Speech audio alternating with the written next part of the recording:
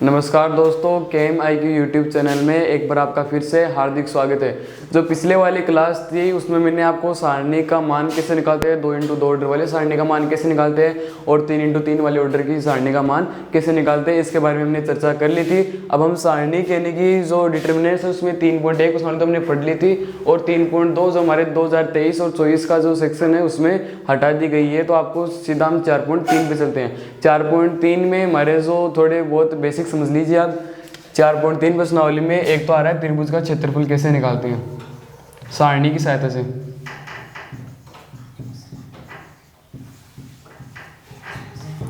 त्रिभुज का क्षेत्रफल निकालने के लिए आपको यहाँ पे सारणी में 3 निर्देशांक दे रखे होंगे। इस त्रिभुज में 3 बिंदु होते हैं ना, ऐसे तो ऐसे आपको 3 बिंदु दे रखे होंगे, तो उससे ही त्रिभुज की रचना होती है। तो 3 बिंदु दे रखे होंगे, तो 3 बिंदु जैसे मैंने मान लिया यहाँ पे x1 और y1, ये हो गया x2, ये हो गया y2, ये हो गया x3 और ये हो गया y3। ये जो निर्देशांक है ये आपको क्वेश्चन में दिए हुए होंगे। आपको बोलेगा कि सारणी की सहायता से त्रिभुज का क्षेत्रफल ज्ञात कीजिए। तो आप कैसे करेंगे? तो इसके लिए सबसे पहले आपको सारणी बनानी होगी। ये त्रिभुज क्षेत्रफल का सूत्र है। सारणी के अंदर सबसे पहले जो निर्देशांक है यानी जो पहला बिंदु उसके निर्देशांक लिखेंगे वो है x1 और y1। उसके बाद में जो दूसरा बिंदु है उसको नीचे लिखेंगे x2 और y2। फिर जो तीसरे बिंदु के निर्देशांक है वो उसके नीचे लिखेंगे, तो हो गए x3 और y3। अब जो बच गई एक जो ये एक स्तंभ बच गया ना, तीसरा स्तंभ, क्योंकि 3x2 ऑर्डर की तो कोई सारणी होती नहीं, क्योंकि सारणी का हमेशा वर्ग में होती है, वर्ग मैट्रिक्स में। और वर्ग मैट्रिक्स में इस पंक्ति और स्तंभों दोनों की संख्या समान होनी चाहिए। तो ये तीसरी होती है वो होती है 1 1 1, यानी कि इन निर्देशांकों को लिख दीजिए। इसके बाद में जो तीसरा स्तंभ उसकी जगह पर 1 1 1 आ जाएगा। इसके बाद में क्या करेंगे और यहाँ पे देंगे 1/2 का भाग। ये लो जी हमारा हो गया सूत्र, त्रिभुज का क्षेत्रफल कैसे निकालते हैं। इसके लिए मैं पहले आपको एक एग्जांपल बता देता हूँ। एग्जांपल जैसे मैंने ये ले लिया,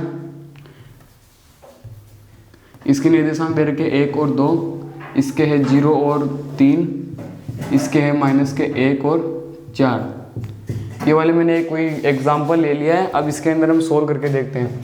तो सबसे पहले करेंगे त्रिभुज हो जाएगा 1/2 x1 और y1 कौन सा भी ले सकते हो आप, ये भी ले सकते हो, ये भी ले सकते हो, ये भी ले सकते हो। ओके, तो मैं ये वाला ले रहा हूँ, तो हो जाएगा -1 और 4। फिर x2 ये वाला हो गया, तो ये x2 1 और y2 कितना हो गया 2। इसके बाद में x3 हो गया 0 और y3 कितना हो गया 3, तो ये हो गया 0 और 3। और जो तीसरा स्तंभ बच गया उसमें हम क्या क्या लिखेंगे 1 1 और 1 लिखेंगे। तो ये लो जी, ये लिख दिया 1 1 1। अब सारणी का मान निकाल सकते हो ना आप, यानी किससे करेंगे, या तो हम तीसरे स्तंभ से निकाल सकते हैं, तीसरी पंक्ति से निकाल सकते हैं, दूसरी तीसरी कोई भी पंक्ति से आप सारणी का मान निकाल सकते हैं। तो चलो निकाल कर देख लेते हैं। तो ये हो गया 1/2। इसके बाद में मैं तीसरे स्तंभ के अनुसार प्रसार कर रहा हूँ। तो तीसरे स्तंभ के अनुसार प्रसार करूँगा तो कौन सा पॉजिटिव होगा, इसके लिए हमें क्या करना पड़ेगा, क्रॉस में तो हमें पॉजिटिव लिखने पड़ेंगे। और इसके अंदर जो बच गए वो कौन से हो जाएंगे, नेगेटिव। अब ले जी ये आ गया। तो सबसे पहले हम कौन सा पद लिखेंगे, तीसरा स्तंभ। तो तीसरे स्तंभ में जो पहले वाला पद है, यानी तीसरे स्तंभ में पहला पद कौन सा है, ये वाला, ये कौन सा है, A13। ओके, तो सबसे पहले A13 लिखेंगे। तो ये लो जी A13 लिख दिया 1। इसके बाद में ये जिस पंक्ति और जिस स्तंभ में है, यानी जिस पंक्ति और जिस स्तंभ में उसको छोड़ देंगे और बाकी जो बच गए उन एलिमेंट्स को लिख देंगे। जैसे ये 1 है, ये पहली तो पंक्ति में और पहले तीसरे स्तंभ में है, तो ये दोनों को तो लाइनों को छोड़ देंगे और जो बाकी 1 2 0 3 बचे उनको लिख देंगे। ये लो जी 3। ओके, इसके बाद में क्या आएंगे, अब दूसरा पद लेंगे। अब तीसरा स्तंभ का दूसरा पद कौन सा है, ये 1 है। ये 1 कौन से में आएगा, माइनस में, तो -1। फिर सारणी बनाएंगे। अब -1 है, ये कौन सी पंक्ति में, ये देखो ये दूसरी तो पंक्ति में है और तीसरे स्तंभ के अंदर है, तो इनको छोड़ देंगे। तो बाकी क्या बच गए, यहाँ पे 1 बच गए, यहाँ पे 4 बच गए, यहाँ पे 0 बच गए, यहाँ पे 3 बच गए। तो इनको लिख देते हैं 1 4 0 और 3। फिर आएगा बीच में पॉजिटिव का निशान, फिर वापिस से 1। इसके बाद में क्या करेंगे, अब दोबारा अब ये लेंगे, ये तीसरा एलिमेंट लेंगे। तीसरा एलिमेंट तीसरी तो पंक्ति में और तीसरे ही स्तंभ में है, तो फिर इन दोनों को इन सब को छोड़ देंगे तो क्या बच जाएगा 1 4 1 और 2। ये 1 4 1 और 2, ये वाला आ गया ना आपको समझ में।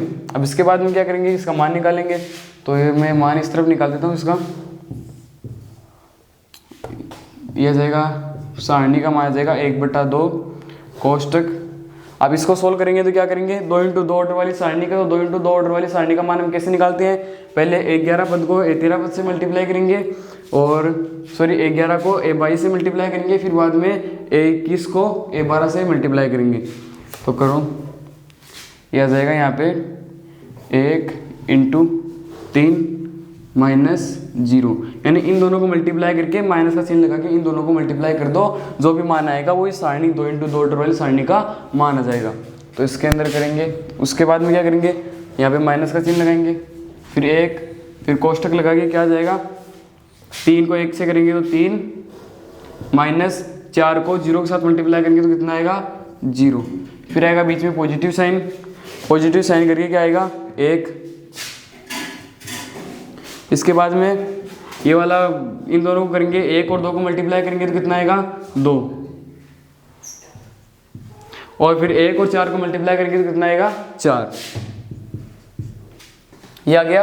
अब इसके द्वारा मान निकाल सकते हैं, ये देखो त्रिभुज = 1/2, ये आ गया 3, ये 1 को 3 से मल्टीप्लाई करेंगे तो 3 आ जाएगा, और -1 को 3 के साथ मल्टीप्लाई करेंगे तो कितना आएगा -3, फिर 2 में से -4 करेंगे तो कितना आएगा -2, और -2 को 1 के साथ मल्टीप्लाई करेंगे तो माइनस के क्या आ जाएंगे 2। तो इस प्रकार से ये आ जाएगा 1/2 इंटू, इससे तो ये कट जाएगा और -2, और ये आ जाएगा -1। तो इस प्रकार से आपको क्वेश्चन सोल्व करने हैं। अगर क्वेश्चन में ऐसे आ जाए कि ये संरेख को नई कंडीशन दे दे कि सिद्ध कीजिए कि हमें 3 निर्देशांक दे दे, कोई भी निर्देशांक दे दे, जैसे ये त्रिभुज मान लो इसे छोड़ दो, ये हमें 3 निर्देशांक दे दिए, अब बोले कि आपको इसे संरेख सिद्ध कीजिए, तो संरेख सिद्ध कैसे करेंगे। अब देखो अगर कोई संरेख होगा तो उसमें त्रिभुज तो बनेगा नहीं, क्योंकि वो एक सीधी रेखा पे होंगे बिंदु तीनों के तीनों, तो इसमें त्रिभुज का क्षेत्रफल कितना हो जाएगा 0, क्योंकि इसमें कोई त्रिभुज नहीं बन रहा है तो इसका क्षेत्रफल कैसे होगा, यानी इसका क्षेत्रफल हो जाएगा 0। तो 0 होने पर क्या हो जाएगा, इसके इक्वल में हम 0 रख सकते हैं क्या, यहाँ पे 0 हो जाएगा, यहाँ पे 0 हो जाएगा, 2 को इधर पक्षांतरण करेंगे तो 0 = ये x1 y1 1, और ये हो जाएगा x2 y2 1, और ये हो जाएगा x3 y3 और 1। ये देख लो, ये वाला हो गया संरेख होने की कंडीशन।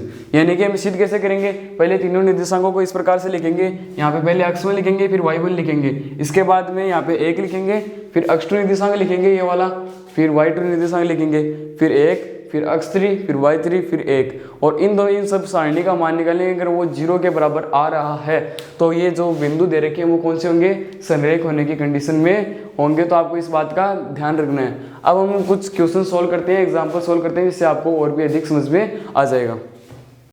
तो अब हम आ गए हैं उदाहरण नंबर 17 पे। हमारी जो 4.3 प्रश्नावली है उसके अंदर उदाहरण दे रखे सिर्फ 2 ही उदाहरण है, उनमें से जो पहला है यानी कि उदाहरण नंबर 17 है, ये हमें दे रखा है कि किसी त्रिभुज का क्षेत्रफल ज्ञात कीजिए जिसके शीर्ष 3 8 -4 2 और 5 1, यानी कि हमें त्रिभुज के 3 शीर्ष दे रखे, इसकी सहायता से हमें क्या ज्ञात करना है, एक सारणी की सहायता से हमें त्रिभुज का क्षेत्रफल ज्ञात करना है। तो कैसे करेंगे, तो सबसे पहले हम लिखेंगे इसका सूत्र।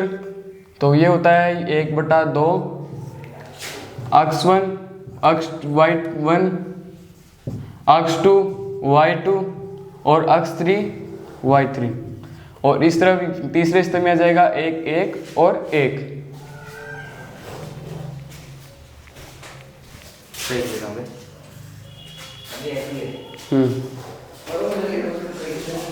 इस तरफ आ जाएगा 1 1 और 1। इसके बाद में हम क्या करेंगे, आप x1 और y1, x2 y2 और x3 और y3 का क्या रखेंगे, मान, यानी हमें क्वेश्चन में मान दे रखा होगा और हमें इसकी सहायता से ज्ञात करना है। तो ये हो गया 1/2, x1 क्या है 3, y1 क्या है 8, और ये हो जाएगा 1। इसके बाद में x2 क्या है -4 और y2 +2, तो ये हो जाएगा -4 और 2 और 1। इसके बाद में x3 और y3 कितने हो जाएंगे, 5 और 1, तो ये हो गया 5 और 1, और ये हो गया 1। अब हमें क्या करना है, इस मैट्रिक्स का मान यानी सारणी का मान निकालना। तो सारणी का मान हम पूरे 6 तरीकों से निकाल सकते हैं, यानी किसी भी पंक्ति या किसी भी स्तंभ के द्वारा हम प्रसार करके सारणी का मान ज्ञात कर सकते हैं। तो ठीक है, तो करते हैं चलो। तो सबसे पहले मैं तीसरी पंक्ति के अनुसार कर रहा हूँ, तो ये वाला पॉजिटिव होगा, ये माइनस होगा, ये वाला पॉजिटिव। सॉरी, तीसरे स्तंभ के द्वारा कर रहा हूँ। तीसरे स्तंभ के अनुदिश मैं इस सारणी का प्रसार करके मान निकाल रहा हूँ। और आपको ये एग्जाम में अगर आप किसी भी पंक्ति या स्तंभ के द्वारा प्रसार करते हैं तो आपको ये लिखना जरूरी है कि आप कौन सी पंक्ति और कौन से स्तंभ के द्वारा प्रसार कर रहे हैं, ताकि एग्जामिनर को भी थोड़ा पता चले कि ये कौन सी पंक्ति या कौन से स्तंभ से प्रसार कर रहा है। अगर अगले वाले को थोड़ा बहुत कन्फ्यूजन होगा तो वो अगर कन्फ्यूज होगा तो वो आपकी जो नंबर है वो भी काट सकता है। अगर अगले वाले में जो एग्जामिनर जो चेक करेगा उसको हमें खुश रखना है, मतलब हमें जो हमारा टैलेंट दिखाना है।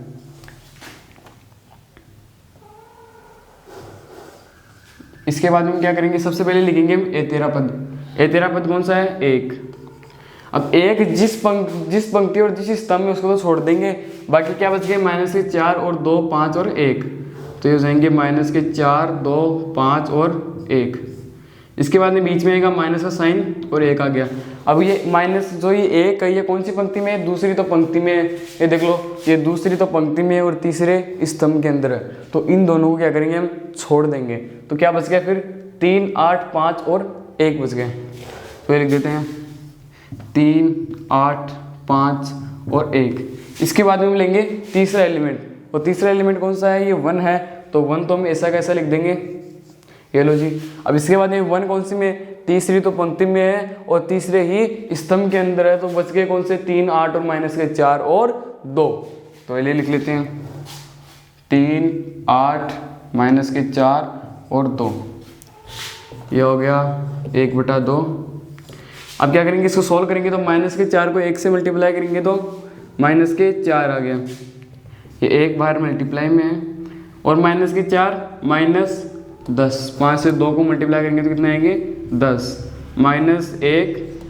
अब 3 को 1 के साथ मल्टीप्लाई करेंगे तो 3, और माइनस लगा के 8 को 5 के साथ मल्टीप्लाई करेंगे तो 40, फिर हो जाएगा 3 माइनस 40। इसके बाद में प्लस का चिन्ह आएगा और 1 आएगा यहाँ पे, और ये बोलो 3 और 2 को मल्टीप्लाई करेंगे तो 6 माइनस, और 8 और 4 को मल्टीप्लाई करेंगे तो 32, लेकिन 32 किसके हो गए, माइनस के, और यहाँ पे एक पहले से माइनस है तो दोनों किस में हो जाएंगे, प्लस के अंदर हो जाएंगे। ये लो जी, हो गया 32 प्लस के। अब इसके बाद में इसका मान निकालेंगे तो ये आ जाएगा माइनस के 4 और माइनस के 10 कितने होंगे, माइनस के 14, तो ये लिख दीजिए माइनस के 14 माइनस 3 और माइनस के 40 कितने हो गए, माइनस के 37 हो गए, और माइनस के 37 को अगर माइनस के 1 से मल्टीप्लाई करेंगे तो क्या हो जाएंगे, प्लस के 37। इसके बाद में क्या करेंगे, 6 और 32 कितने हो गए, 38, और 38 को हम 1 से मल्टीप्लाई करेंगे तो आ जाएगा प्लस के 38। अब इसको जब हम सॉल्व करेंगे तो ये हो जाएगा 61, तो 61 हो जाएगा, तो ये हो जाएगा इज इक्वल टू 1/2 इंटू 61, और ये हो जाएगा 61/2। ये वाला आ गया जी हमारा आंसर। तो इस प्रकार से हम त्रिभुज का क्षेत्रफल ज्ञात करते हैं। तो ये त्रिभुज का क्षेत्रफल तो हमने ज्ञात कर लिया। अब हमें जैसे मान लो एक क्वेश्चन ऐसे आ जाए कि हमें दे रखा हो त्रिभुज का क्षेत्रफल, हमें पहले से दे रखा हो कि ये होगा 61/2, ये हमें पहले से दे रखा है, मान लिया कि हमने पहले से दे रखा है, और ये वाला जो निर्देशांक है यहाँ पे दे रखा है हमें के। अब बोलेगी आपसे कि के का मान ज्ञात कीजिए, तो आप कर सकते हो क्या, जी हाँ बिल्कुल कर सकते हैं। कैसे कर सकते हैं, सबसे पहले जो यहाँ पे x2 है, यानी कि ये x2 है, तो x2 किस जगह पे क्या आएगा, के, यहाँ पे क्या आएगा, तो यहाँ पे भी क्या आएगा, क्या आएगा, और जो यहाँ पे ये है यहाँ पे क्या जाएगा 61/2, यानी कि इसका हम पक्षांतरण करके इसके बाद में इधर हम निकाल सकते हैं इस निर्देशांक का मान। तो ऐसा भी आपको क्वेश्चन दे रखा है, और ये एक इंपॉर्टेंट क्वेश्चन, आपको इसे जरूर ध्यान में रखना है। आपके जो ये 4.3 प्रश्नावली है उसके अंदर एक क्वेश्चन दे रखे, आपको 2 क्वेश्चन दे रखे, और 2 के अंदर भी क्वेश्चन दे रखे, और जो आपने त्रिभुज क्षेत्रफल निकालना सीख लिया है, और संरेख होने की कंडीशन में क्या करना है आपको, ये जो ये है इनको क्या करना है, 0 के बराबर करना है। अगर इसको 0 के बराबर कर लेंगे तो हमारे सारणी का मान भी आ जाएगा।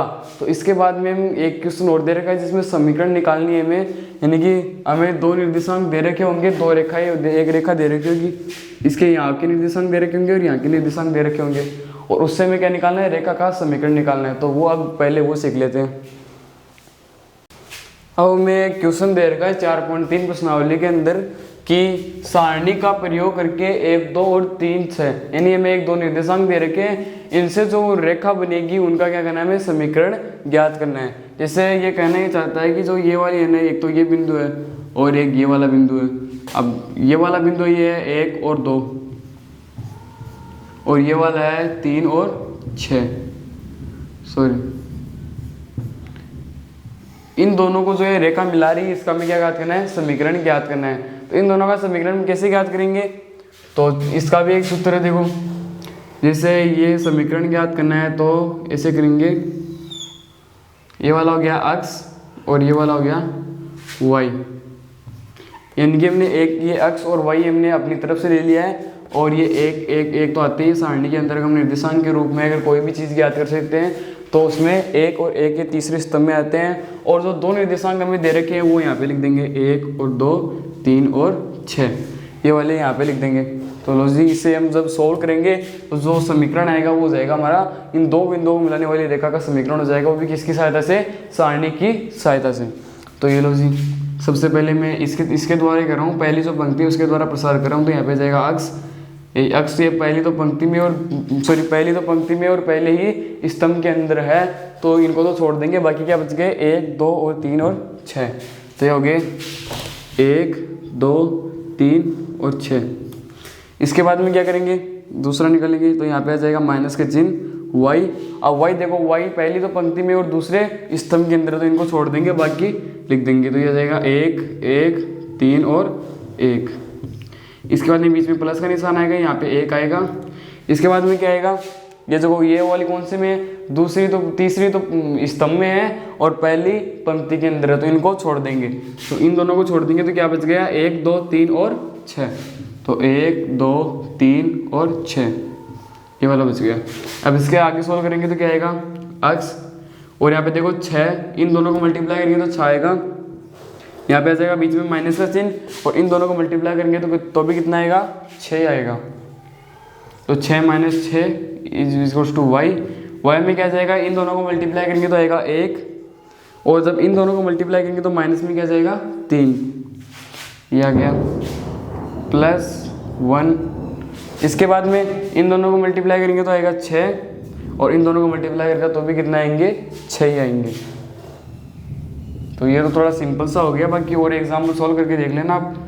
तो ये हो जाएगा 0, क्योंकि यहाँ पे 0 हो जाएगा तो इन दोनों को मल्टीप्लाई करेंगे तो भी 0 और माइनस में आ जाएगा माइनस के 2y हो जाएगा, सॉरी माइनस के 2 आ जाएगा, एक में से माइनस के 3 करेंगे तो, और इसके बाद में बाहर में माइनस का चिन्ह है तो ये कौन से में हो जाएगा, प्लस में आ जाएगा, प्लस के 2y और प्लस 0।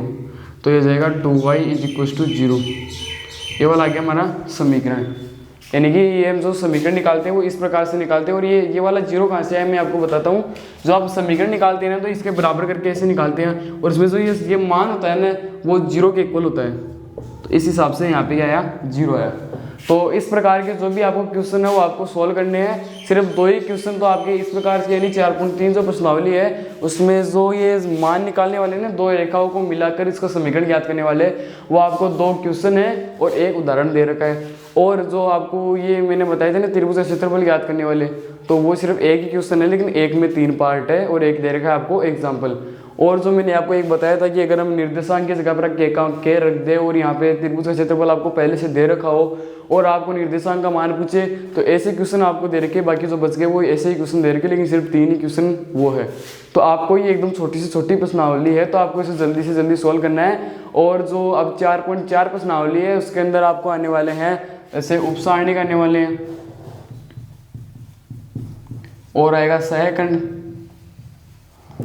ये 2 आने वाले। ये भी बहुत छोटी प्रश्नावली है, ये आपको एकदम मतलब लगभग जहाँ तक हो सके मैं आपको 20 मिनट में क्लियर करके दे दूंगा। तो अब आप ये जो वीडियो उसको कर दीजिए लाइक एंड चैनल को सब्सक्राइब कर दीजिए, ताकि जो आने वाली वीडियो आपको उससे प्रोत्साहन मिले और आप जल्दी से जल्दी मतलब कि जो अब स्कूलें चालू हो रही है लगभग, पर जिसकी नहीं चालू हुई है वो ऑनलाइन क्लास चालू करें। और अगर आप साथ में ऑनलाइन क्लास पढ़ेंगे तो आपके जो कंपटीशन आजकल आपको पता है बहुत ज़्यादा है, और आपको अगर 100 में से 100 बनाने हैं मैथ्स के अंदर तो मैं आपके साथ खड़ा हूँ, आपको 100 में से 100 अवश्य बनवाऊंगा। यानी कि अगर आप मेरे कहे अनुसार चले, यानी मैंने जो आपको पढ़ाया उसको आपने अच्छी तरह से समझा तो इसके बाहर कोई भी क्वेश्चन नहीं है। तो आपको ये ज़रूर पढ़ना है, मतलब आपको ध्यान लगा कि सीखना है। अगर कोई भी आपको डाउट आ जाए तो आप कमेंट बॉक्स में मेरे को बताना, मैं आपको उसका सॉल्यूशन दूंगा, ज़रूर से ज़रूर दूंगा। अगर आपके ये मन में है कि इनकी जो सर है वो ऐसे बोल रहे हैं, अगर हम कमेंट करेंगे ऐसे आंसर नहीं देंगे, तो आप करके देख लीजिए। अगर आपके कोई भी डाउट है तो आप बोलिए फिर कमेंट सेक्शन में, मैं आपको बताऊंगा उसका सॉल्यूशन निकाल के, और आपको जल्दी अगर कोई बड़ा क्वेश्चन रहा तो आपको वीडियो बना के भी दिखाऊंगा। ओके, तो अब चलते हैं, अगली वीडियो मिलेंगे दोस्तों।